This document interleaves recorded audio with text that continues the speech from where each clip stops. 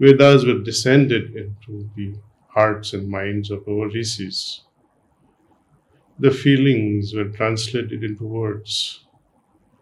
Similarly, the great sage Vyasa did the wonderful job of identifying the feelings, exchange of feelings between Arjun and Lord Krishna, and translated them into words.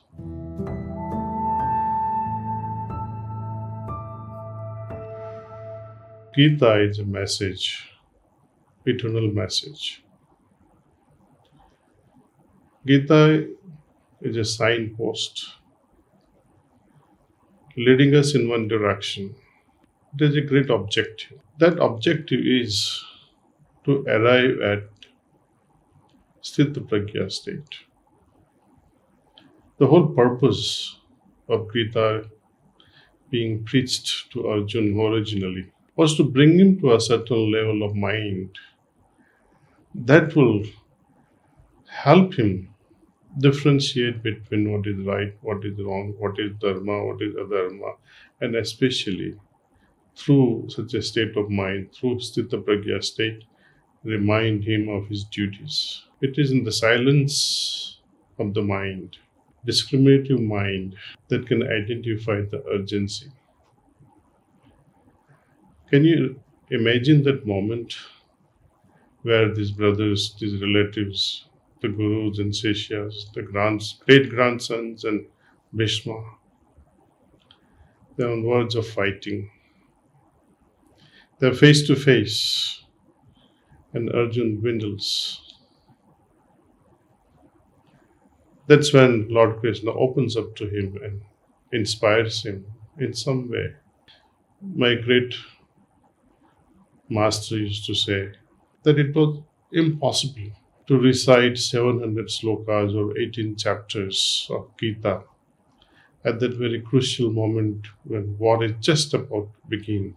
It was then that Lord Krishna recited actually hardly 9 to 10 slokas. Rest of the knowledge that we see in the form of various slokas was transmitted to Arjuna. You know how our tradition is. Vedas were descended into the hearts and minds of our rishis. The feelings were translated into words. Similarly, the great sage Vyasa did the wonderful job of identifying the feelings, exchange of feelings between Arjun and Lord Krishna, and translated them into words. All these verses are nothing but his creation of translating those feelings into words. When we think of Gita, one wonders what is the purpose today. The purpose of Gita, the message of Gita, is eternal. It is everlasting, never changing. It has only one purpose. Purpose is to bring about certain state of mind that can clearly guide you amongst various choice making. Though it gives us the indication that you have to move in this direction, arrive at Sthita Prajna state, lead a life like a leaf, lotus leaf in a dirty pond, unaffected by the surrounding. It's a great thing, Sthita Prajna state of remaining unaffected by the surrounding. All these things are great. These are indications. Please arrive at such a state and see the beauty unfold in your life and see how happy you can become. But there is no actual solution. When Arjun, after being completely clear from all doubts, after arriving at such a clear-mindedness that yes, now I have to perform my duty, he says, rather he asks a question to Lord Krishna, I'm very thankful to you, I'm grateful to you rather, but how will the posterity, how will the common person grasp you, can understand you, can realize you? And Lord Krishna answers in a very simple way. Hridayame pashyasi. But even this simple way, Hridayame pashyasi, look myself in your heart. Just by saying that look myself in your heart, you don't start feeling the presence of the Lord. There's much more to it. Lord Krishna, through yogic transmission of Pranahuti, was able to elevate Arjun's consciousness to the highest in a fraction of a second. And this experience of fraction of a second is now a product in the form of 700 verses.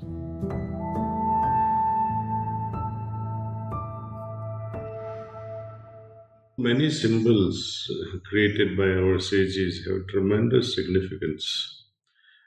Om is considered as a holy symbol, and precisely so, for it carries many secret messages. In one way, they are secret for those who don't understand, and they no longer are secret for those who understand the value of it. When we see this particular symbol, this is Sat. When it descends like this and then rises, try to rise above and then it falls back.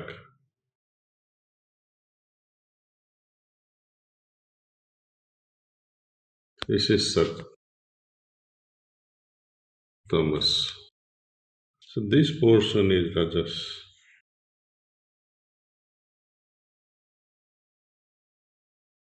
And when we transcend all these things,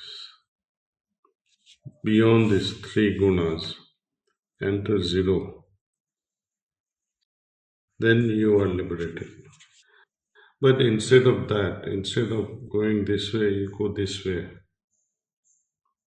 Then there is no transcendence like this. Then you remain within these attributes. Your life cycle again continues. So this is a must. Coming out of this cycle from here before you fall into tamas. People who can't get liberation, they form this circuit. People who are liberated, they go this way and transcend the attributes into nothingness.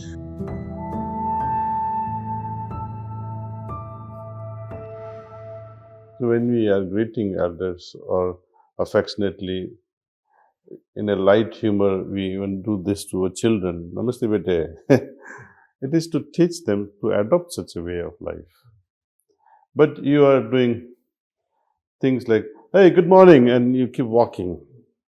Or when you say, thanks anyway, goodbye, something like that. Or you bump into someone and say, sorry, when you really don't mean it. Such greetings should be heartfelt. Heartfelt in the sense when you are recognizing a person, that so and so is standing in front of, when you are showering that respect, reverence, and both gets affected because of this simple act.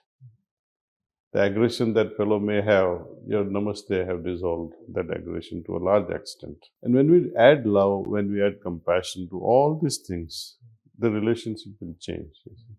Well, it's a fundamental question that we all go through, whether I'm on the right track or not. You will know it only when your ever-changing consciousness. It's a witnessing sign that my consciousness is changing, my experiences are changing, I'm becoming better and better person, my negative qualities are going, and I'm becoming more influenced with such qualities like love and compassion. And more people will come and say, oh, wow, there's something different with this person. Then you say, wow, thank God, I'm becoming better with this practice. In general, we have likes and dislikes for objects and persons. Now, they all settle at a specific chakra, yogic chakra in our system. As we clean them, as we purify these yogic chakras and as they unfold, automatically this compassion and generosity of the heart will come to its forefront. So, as we meditate and become more and more evolved in our consciousness, and as more and more chakras are being cleansed up, purified, That is the way to naturally arrive at a state that whatever you are requiring, it unfolds in a natural way, state of compassion, generosity. Of course, one thing for sure, intentions drives the whole process.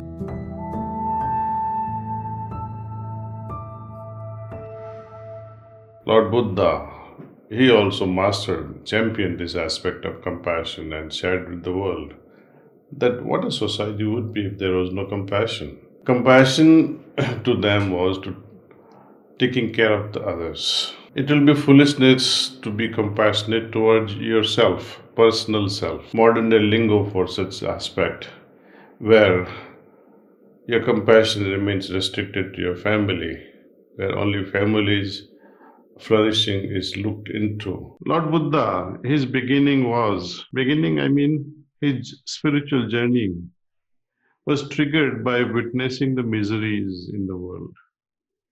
Did he go through the misery himself personally that triggered the inward search? No. He witnessed it outside. He felt it inside. He had compassion aroused in his heart to such an extent that I would like to free human beings from the misery. So his search began, not to remove his personal misery.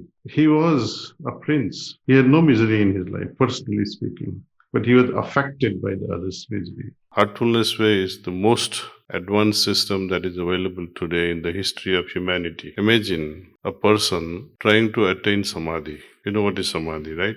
Traditionally, they would meditate for hours together every single day. They'll wait and wait and wait. Like you read about Buddha. He left his wife, he left his son, very young age of a boy. He ate leaves, chewed leaves, led a very difficult life in jungle.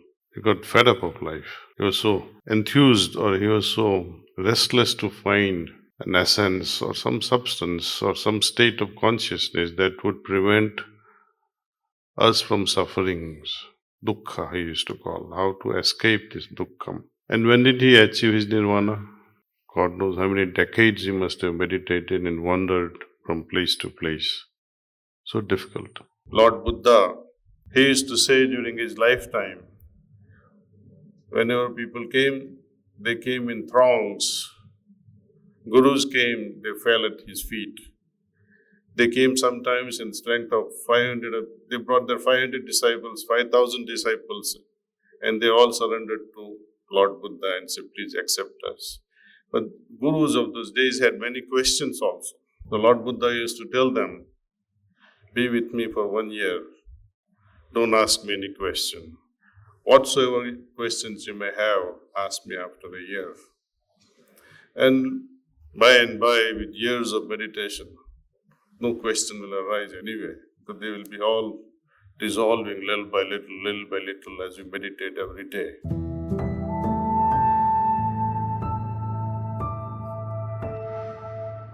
It's like a dream, golden age of spirituality. Will it ever happen?